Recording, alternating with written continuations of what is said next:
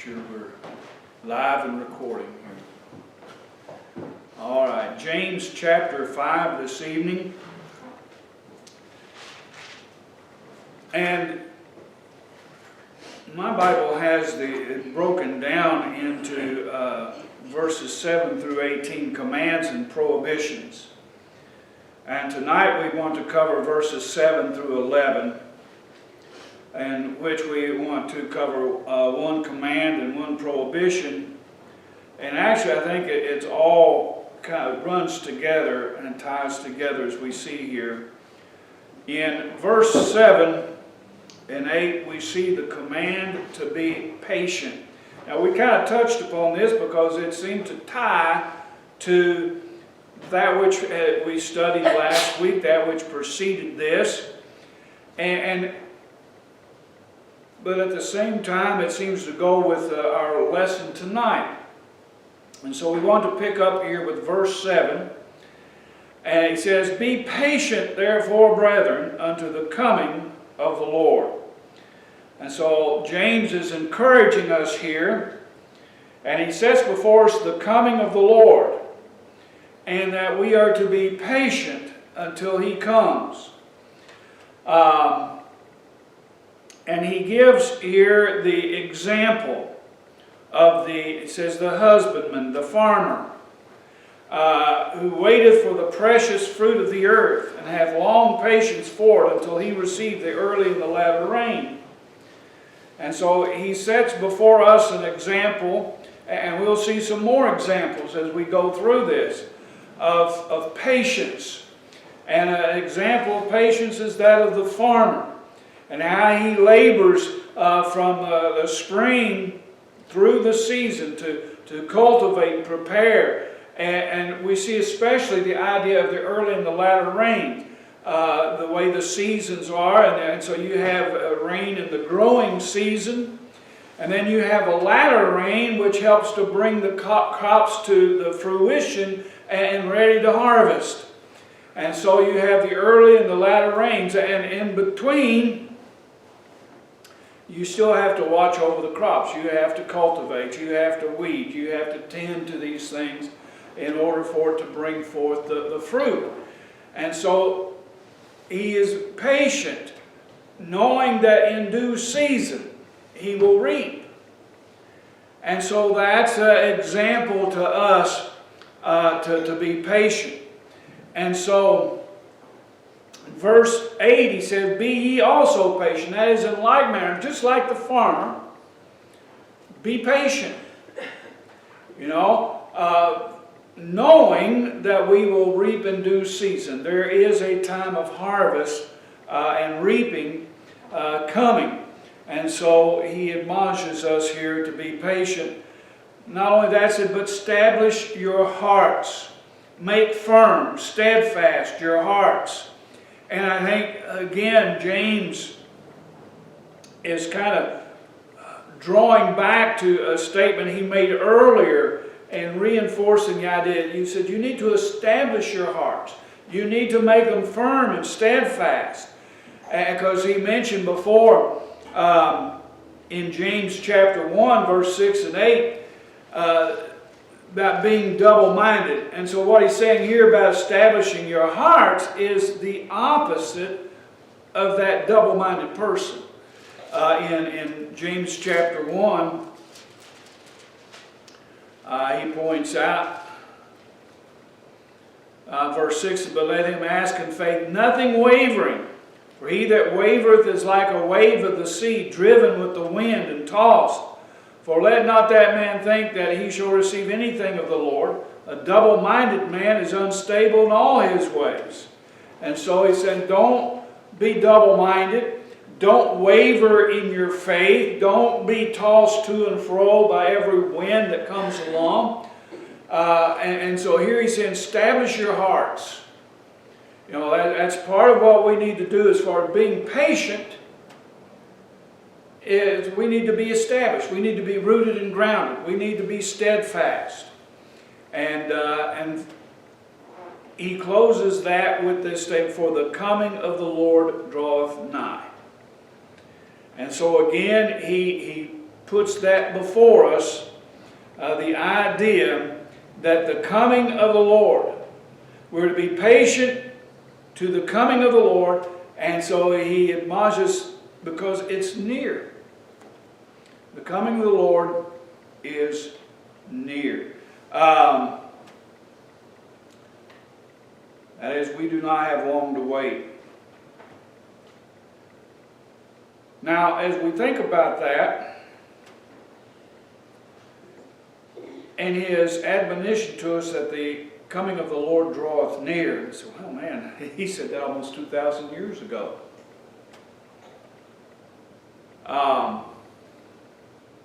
We need to understand that God, from God's perspective, time is not really all that important. Time doesn't exist for him. And he admonishes us, or we're admonished by Peter, if you will, 2 Peter chapter 3. And I think we need to, that this applies here. We think about, well, the coming of the Lord draweth nigh.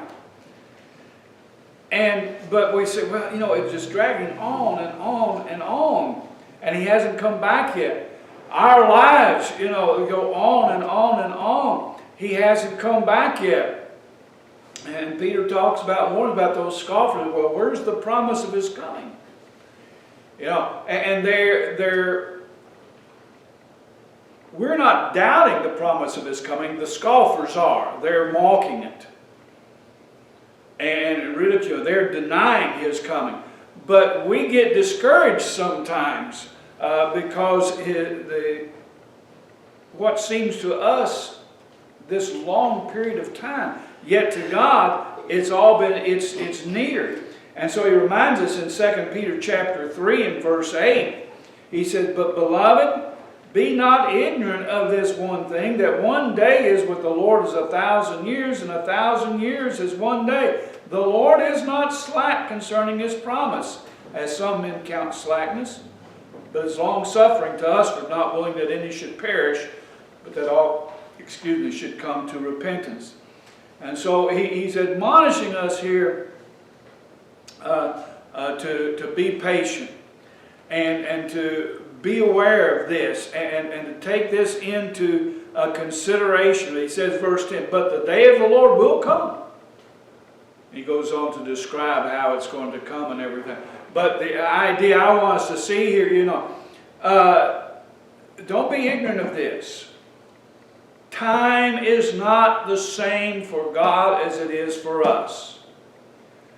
And we need to understand that God is not slack concerning his promise that he will come back. God did not misspeak through the James when he said, "The coming of the Lord draweth nigh." He will come. And we need to understand too that this coming for us may involve his calling us home in death.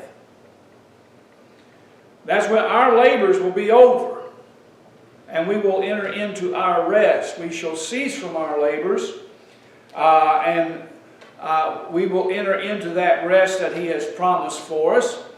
But even that sometimes, you know, because we are so time conscious and how time goes by, and time is a very relative thing, even though there's still only 24 hours in a day. Oh, when we were in our teens and 20s, there was only 24 hours in a day. That hasn't changed. Boy, that's passage of time for us. Our impression and sense of the passage of time has certainly changed. And you know, when we are in our teens and 20s, and we think about his promise, the lifespan, the average, and it's not promised to everyone, but the average, you know, lifespan is 60, 70 years, and some, you know, many live much longer than that now. But and how that has changed for people. there was a time when the average lifespan was probably less than 50 years because of health and different things. The average person didn't live to be 50. So middle age would be 25. You think about that. At 25, you was a middle-aged person. Because if your lifespan was 48 to 50 years, that's middle age. Now, we're middle-aged when we hit 40, 45. But my point is how our perspective on time changes.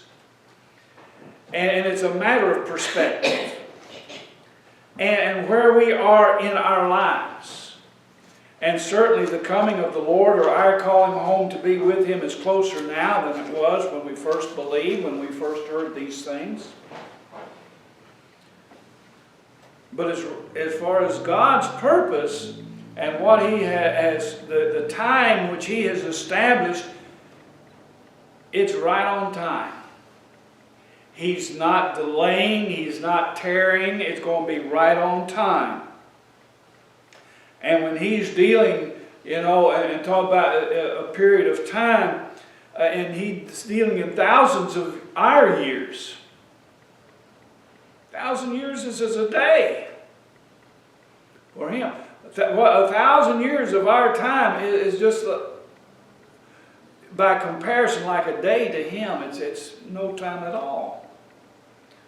And so, He said, for us, we need to establish our hearts, make it steadfast, knowing that the coming of the Lord draws nigh, and we need to be patient. And I'm dwelling a bit much on that, but let us move on. Then, beginning with verse 9, and at first it appears as though he is changing subject, and here's the prohibition. And my Bible says against judging others. But it says, grudge not one against another, brethren, lest ye be condemned. Behold, the judge standeth before the door. And so here again is this idea, hey, the Lord's coming. He's at the door. But he says, grudge not. Now, I believe this is part of the same thought. Because having said that, the next two verses, he deals with, again, examples of being patient. And this word grudge, my Bible tends to take it from the standpoint of judging. But in reality, that word there, grudge, comes from a root word which in a lot of these languages actually intend to give kind of a picture, a word picture. And it's like somebody mumbling under their breath, muttering under their breath. You're speaking inaudibly. Your lips are moving, you're making a noise. It's like you're muttering to yourself. And so, when you get upset with someone, and then that's the idea, because he says, grudge not one against another, brethren. And so the context is something that we as brethren do amongst ourselves to one another. You get kind of short of patience with somebody, they're doing something, and you kind of lose patience with them. What do you tend to do? Start muttering under your breath. The idea here is, do not keep on grumbling impatiently. Don't be grumbling, murmuring. Whenever I hear the word murmur, I think of the word complain. Because over in the Old Testament, those two seem to go together. That the children of Israel in the wilderness were constantly murmuring and complaining about something.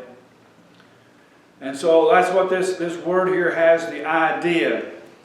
And so we see it describes an action and attitude of complaint toward another.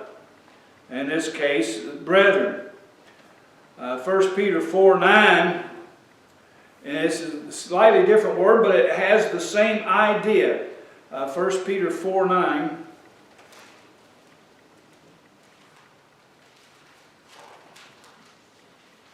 Where he says, use hospitality one to another without grudging. And so here Peter is admonishing again what we are to do one to another is to use hospitality, show hospitality, be hospitable, be kind, be tender-hearted, be sharing with one another, and don't do it grudgingly. That is, don't be murmuring and complaining, grumbling about it. And one of the things I believe that we see that is evidenced, why do we murmur and complain? And again, the whole context here is patience. And when we go back and we study the children of Israel in the wilderness, God describes them because it was of unbelief. It wasn't of faith. We see that there was an attitude of rebellion. Now, in Numbers chapter 14, and remember that all these things were written and recorded as in samples to us.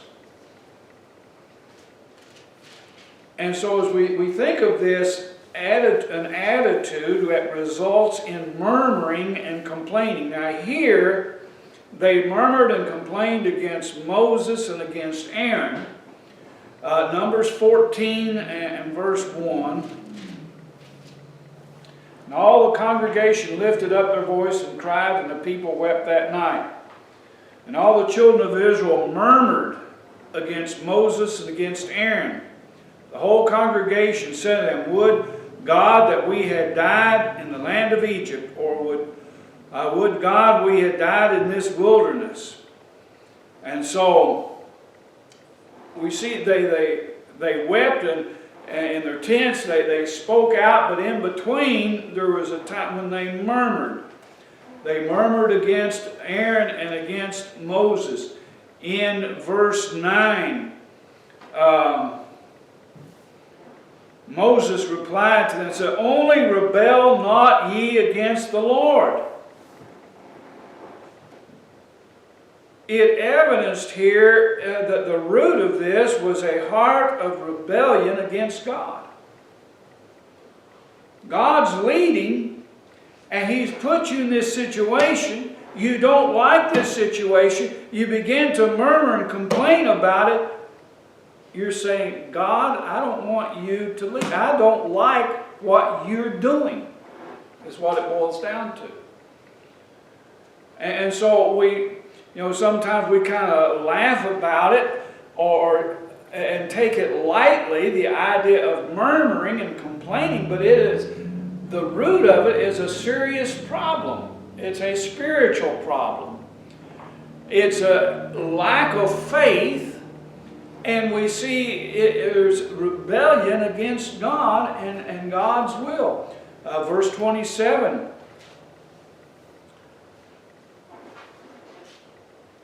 God speaking here, the Lord spake, verse 26, to Moses and Aaron, saying, how long shall I bear with this evil congregation which murmur against me? I have heard the murmurings of the children of Israel, which they murmured against me. So, we might be thinking it to ourselves. Our lips might be moving. We might be muttering something inaudible. Nobody can hear what we're saying, but God knows what we're saying. He knows what's in our heart. And he says, I heard their murmurings against me.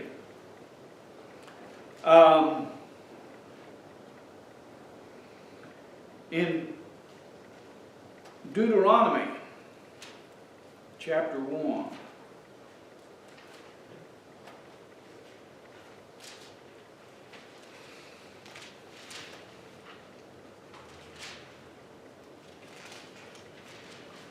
in verse 27,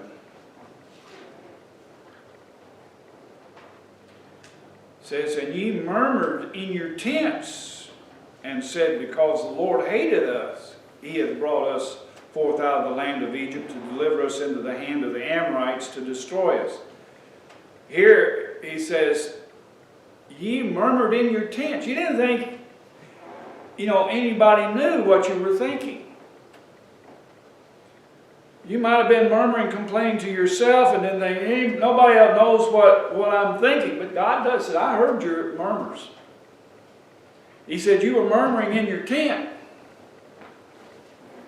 God still knows these things. So this attitude of the heart, which results in the murmuring of the lips, is rooted in unbelief or a lack of faith and rebellion.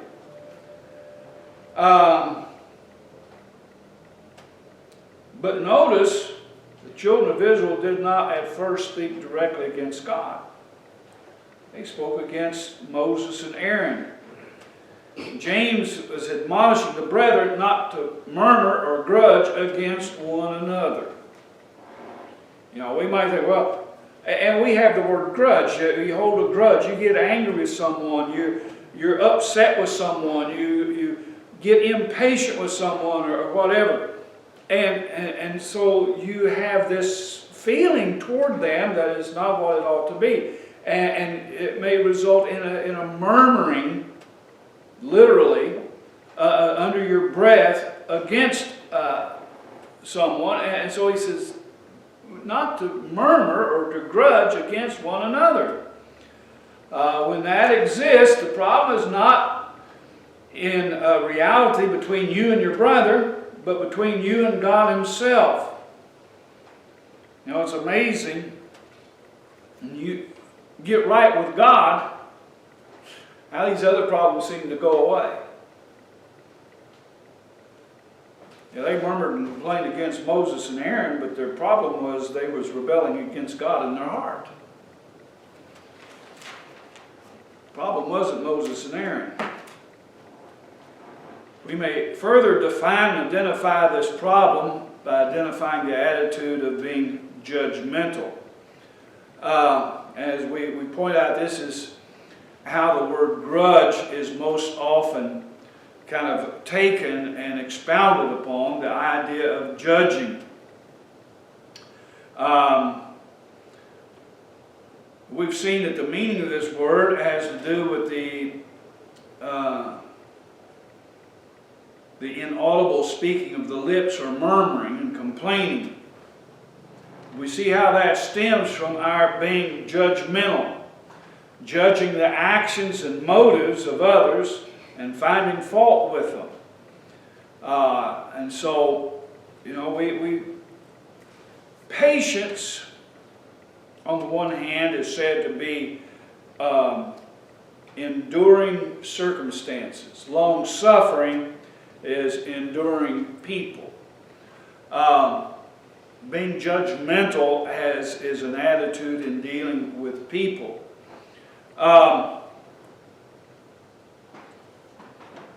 And finding fault with what others are doing. In 2 Corinthians, I want to look at what Paul, and we're kind of going to work backwards here. 2 Corinthians, 1 Corinthians, and Romans at some things that Paul said. 2 Corinthians chapter 5, verses 9 and 10.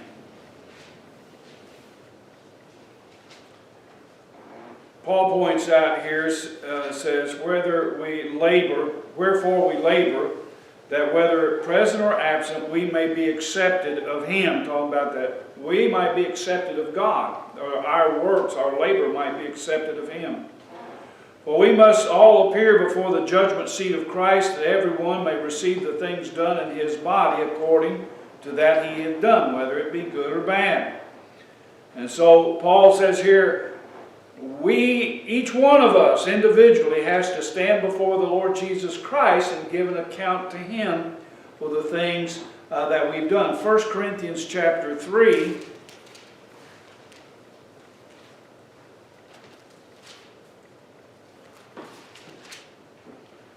verses 10 through 15, Paul says, according to the grace of God which is given to me as a wise master builder, I have laid the foundation, and another buildeth thereon. But let every man take heed how he buildeth thereon. Again, he seems to be breaking it down, applying to each one of us individually. Let he that buildeth take heed how he buildeth thereon. For other foundation can no man lay than that which is laid, which is Jesus Christ.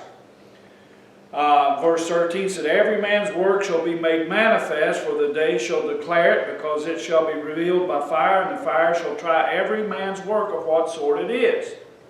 And he goes on and describes this judgment of our works. But it's each one of us individually. Romans 14:10, he makes this very plain here. He says, but why dost thou judge thy brother? Or why dost thou set at naught thy brother? For we shall all stand before the judgment seat of Christ. For it is written, as I live, saith the Lord, every knee shall bow to me, and every tongue shall confess to God. So then every one of us shall give an account of himself to God. Let us not therefore judge one another anymore, but judge this, that no man put a stumbling block or occasion to fall in his brother's way. And so he said, look, every one of us has to give an account to God for ourselves and what we do. We're not have to be given account of our service to each other. Other scriptures talk about, his servants ye are, to whom you yield yourselves servants to obey. The servant is answerable to his master. Now we all have the same master. But each one of us has to give an account of himself to that master. I'm not accountable for you, you're not accountable to me, and I don't have to give an account of myself to you, nor you to me in this sense. Now there are some things in which to the church, and we are to submit ourselves one to another. But this is talking about this attitude of being judgmental and judging one another. We are to encourage and exhort one another. We are accountable to one another, to encourage one another, to pray for one another, to edify one another. But the final judgment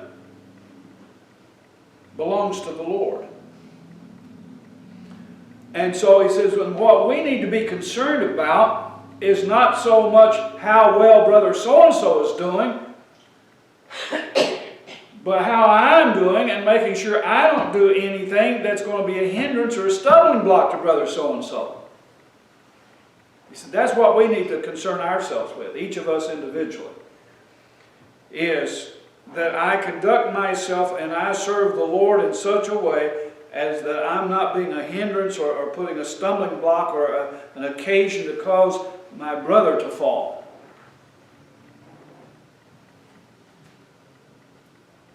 And I believe this would seem to be, appear to be James's desire and point to his brethren in the text before us.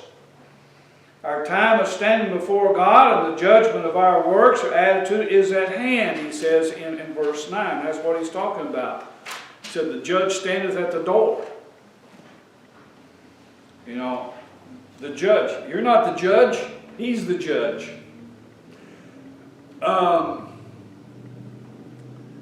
And so this prohibition against grudging seems to be connected to his admonition to be patient, and would seem also to stem from a lack of patience for the next two verses, because he said, in verse 7 he said, "Be patient therefore, brethren." Then in verse 9 he says, "Grudge not one against another." And then in verse 10 and 11, he gives examples again of patience.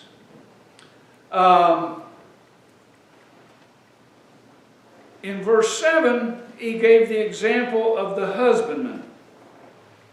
In verse 10, he gives the example of the prophets. We read about Jeremiah, we read about the different ones of these prophets, and it was kind of like Noah in his day. Take the verse of Scripture, he preached for 120 years. And nobody believed him. Jeremiah preached. Didn't want to hear him. Didn't like what he had to say. Different ones of them, Ahab and different ones said, "Yeah, we do have another prophet here, but I never inquire of him because he never has anything good to say about me." And that seemed to be the lot of the prophets. Nobody paid attention to what they had to say. Nobody believed what they had to say. And yet God sent them, and they had to stand before this people, and they had to preach against their sins. They had to preach the coming judgment, and these people paid no attention to them, ridiculed them, persecuted them. And yet they kept on. They kept on. Because that's what God told them to do. And that's what James is telling us. We need to just keep on. Because that's what God's told us to do. When difficulties, afflictions, and adversities arise due to our service to God, as it did for the prophets of old, then like the prophets of old, we're to keep on keeping on, trusting God for the outcome of our labors, and not looking to see the results of the flesh. And we're to bear the afflictions with patience. Verse 11 says, "Behold." So now think about this. "We count them happy which endure."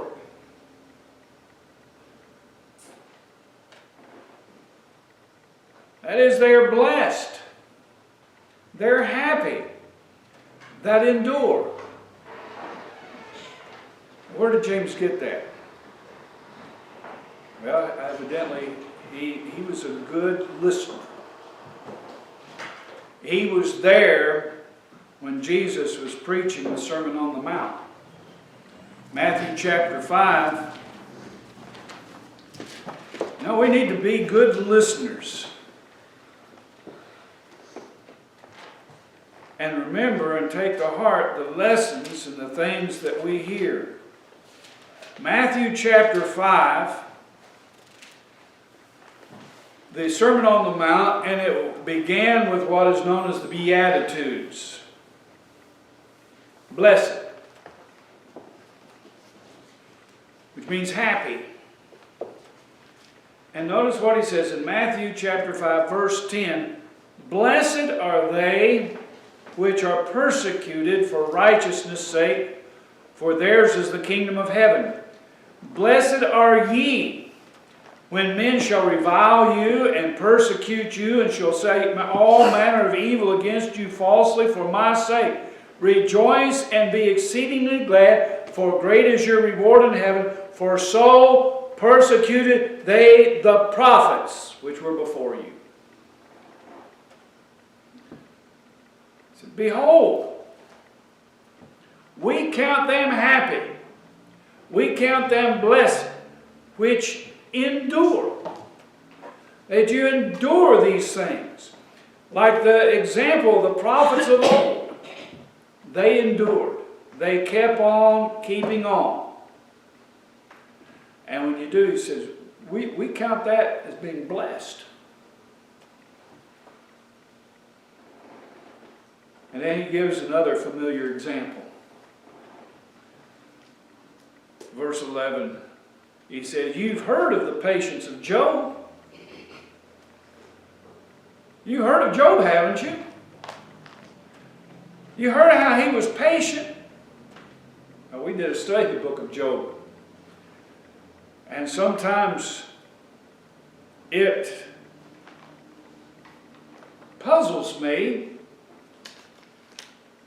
that people remember him for his patience. Because when you read what he said sometimes, he had some questions. Now, and when he was sitting there, and his three friends were constantly harassing him and pushing him to admit to sin, which he had not committed. And he said, you are miserable comforters. And there are times when he's talking about that, he just despised the day that he was born and wished that he could just die and get this all over with. But he was patient. Probably a lot more patient than you and I would be under similar circumstances. So he said, you've heard of the patience of Job. And so we take that phrase, that's where we get that phrase, the patience of Job. It's not from the book of Job, it's from James. And James's point that illustrates what he's talking about by the patience. The farmer, he patiently awaits that latter rain, that the joyous fruits of his labor. He with patience waits for it. He says, establish your hearts, for the coming of the Lord draweth nigh. Grudge not one against another. The judge standeth before the door. But in all of these things, he keeps pointing to the future and the coming of the Lord and our reward.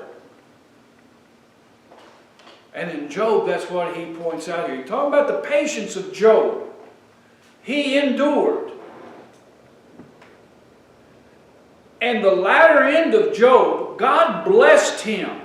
That's what he says here. You've heard of the patience of Job and have seen the end of the Lord, that the Lord is very pitiful and of tender mercy. And we go back there to the book of Job, Job 42.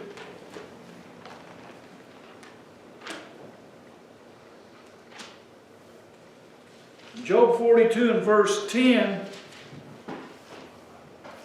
And the Lord turned the captivity of Job when he prayed for his friends.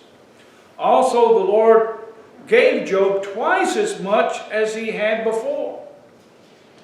Then came there unto him all his brethren, all of his sisters, and all they that had been of his acquaintance before, and did eat bread with him in his house. And they bemoaned him, and comforted him over all the evil that the Lord had brought upon him. Every man also gave him a piece of money, and every one an earring of gold. So the Lord blessed. There's that word, blessed. We count them happy that endure. Why? Because in the end, they are going to be blessed. When the Lord comes, He is merciful. He is full of pity. He